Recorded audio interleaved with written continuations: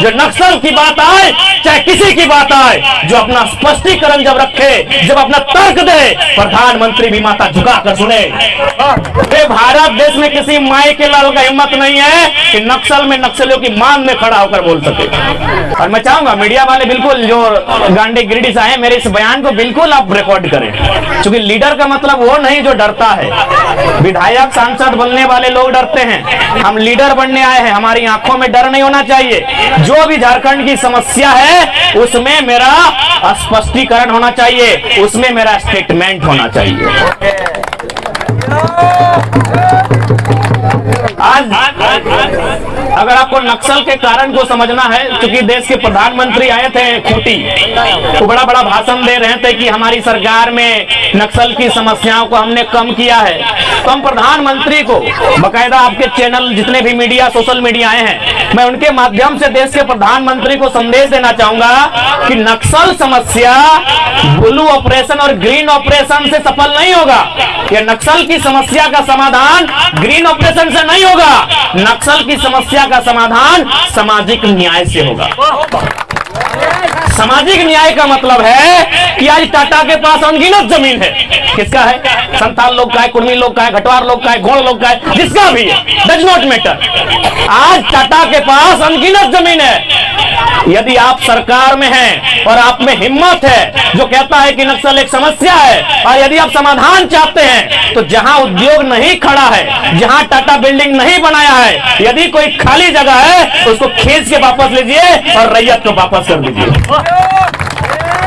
सामाजिक न्याय से नक्सल की समाधान होगा, ना कि नेताजी के बड़े बड़े भाषणों से होगा। अब मैं यही का उदाहरण देता हूं। अभी हम आए तो हमको किसी ने बताया कि यहाँ के जो थाना प्रभारी हैं खुखरा है, इधर मधुबन है। चूंकि मैं उनका नाम काल्पनिक लेता हूं, चूंकि सरकारी लोग हैं, लेकिन उनका सरनेम मैं प्योर लेता हूं। मान के चलिए खुखरा के थाना प्रभारी, उनका नाम है अमन महतो। उनके नहीं, काल्पनिक नाम ले रहा हूं, आप उनके सरनेम को ध्यान दीजिएगा। मैं जानबूझ के फॉल्स नेम ले रहा हूं, उनका नाम गलत ले रहा हूं, लेकिन उनका सरनेम मैं परफेक्ट ले रहा हूं, ताकि आपको समझा सकूं कि नक्सल का प्रॉब्लम क्या है। क्या नाम है इनका? अमन महतो, खुखरा के थाना प्रभारी, लेकिन उनका नाम कुछ और है, सरनेम परफेक्ट है। आपके मधुबन में थाना प्रभारी हैं, उनका नाम मानते हैं उनका नाम सुमन मुंडा। नाम गलत ले रहे हैं, लेकिन उनका सरनेम हम परफेक्ट ले रहे हैं। अब यही कुछ नक्सलियों का नाम हमारे मोबाइल में है, उनका नाम है विजय महतो। विजय नाम गलत है, लेकिन पीछे का महतो नाम गलत नहीं है। नाम है उनका कमल बेसरा। कमल नाम गलत है, लेकिन बेसरा नाम गलत नहीं है। मेरा बात को समझिएगा, क्योंकि हम एक सेंसिटिव मुद्दे पे बात कर रहे हैं। मैं उनका जो नाम ले रहा हूं काल्पनिक नाम ले रहा हूं, लेकिन उनका सरनेम मैं पक्का परफेक्ट बोल रहा हूं। अब ध्यान दीजिए, मैंने क्या कहा कि थाना प्रभारी कोई डैश डैश महतो है। नक्सल में जो सरकारी लिस्ट में है वो भी कौन है? डैश डैश महतो है। मधुबन का थाना प्रभारी कौन है? डैश डैश मुंडा है। नक्सल में जो इनामी राशि कौन है? वो भी डैश डैश बेसरा है। अब मान के चलिए, अगर पीरटांड में किसी दिन नक्सल की घटना घटती है, और यदि क्योंकि सीआरपीएफ भी लोग हैं, हमारे एक मित्र भी आए हैं जो हमारे साथ ही पढ़े हैं, उनका नाम मान के चलते उमेश महतो, काल्पनिक नाम। उमेश नाम कल्पना है, लेकिन महतो नाम परफेक्ट है। अब मान के चलिए यहाँ अगर कोई नक्सल की घटना घटती है, जिला पुलिस भी आएगी, सीआरपीएफ भी आएंगे। कौन आएंगे?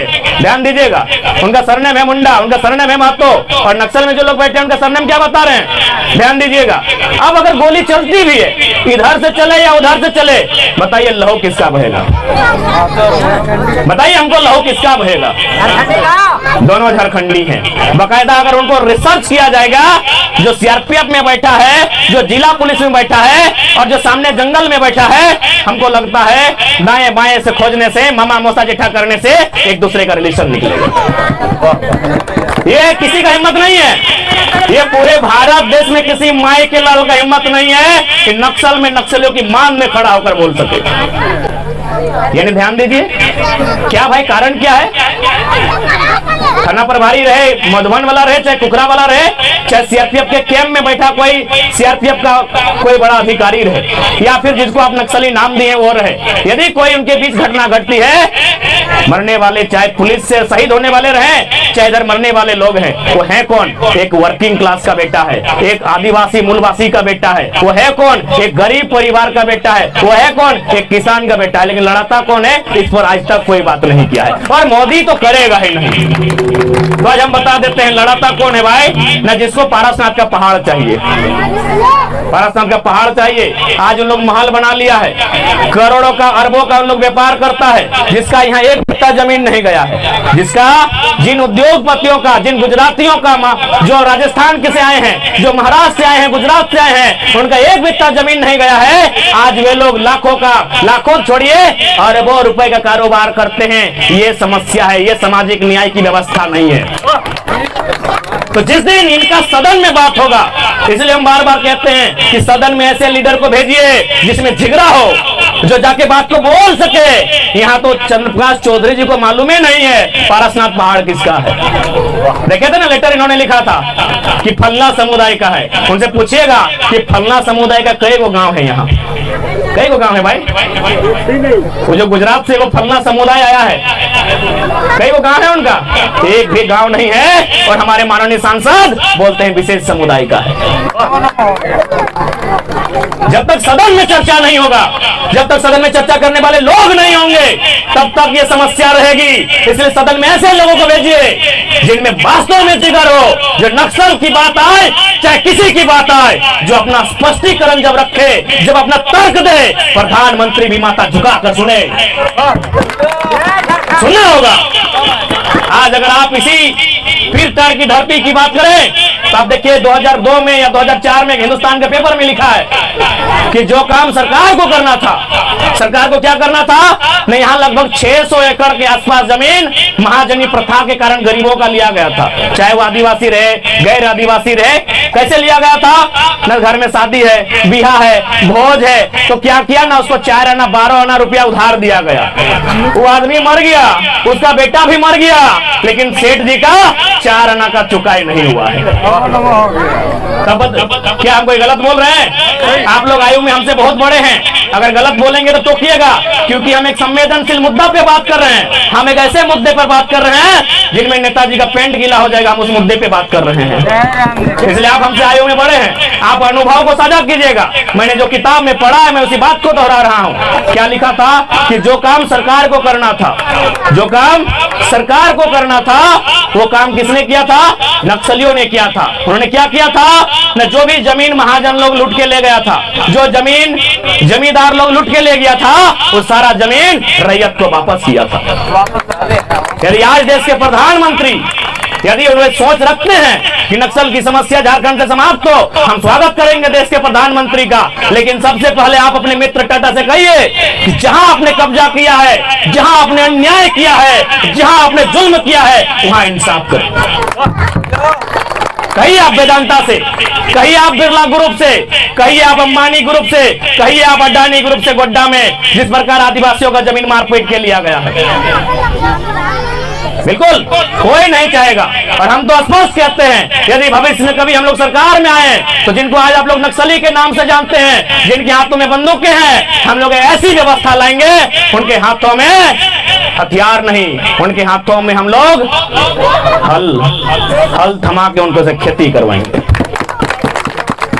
चाहे कोई हम चाहे हम एक ऐसी व्यवस्था की कल्पना करते हैं जो अपने परिवार के साथ हो, तो उसका छोटा बच्चा जब स्कूल से जाए तो पापा पापा करते जाए। हम एक ऐसी व्यवस्था चाहते हैं। हम सामाजिक न्याय के पक्षधर हैं, हम सामाजिक समानता के पक्षधर हैं। इसलिए देश के जो भी लीडर हैं अगर सामाजिक न्याय के पक्षधर हैं तो सबसे पहले इस देश से कॉर्पोरेट को कंट्रोल कीजिए।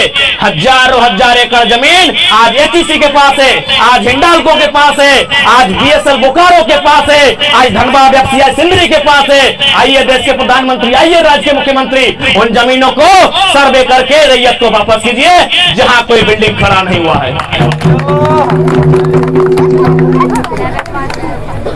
तो इसलिए आज किसी भी समस्या का समाधान नेताओं के भाषणों से नहीं होगा, उसके भाषण में विजन क्या है। आज बड़ी बड़ी बातें करने वाले लोग आते हैं, बड़ी बड़ी बातें करते हैं, लेकिन उसके भाषण में विजन क्या है इसको देखिए। आपके सवाल को उत्तर अपने संबोधन के बाद देंगे और आपसे हम आग्रह करेंगे, आप जो मदिरा का पान किए हैं कंट्रोल कीजिए। मैं आपके सवाल को उत्तर दूंगा माननीय महोदय श्रीमान, श्रद्धेय है श्रीमान, धैर्य रखिए, मैं आपके सवाल को उत्तर दूंगा।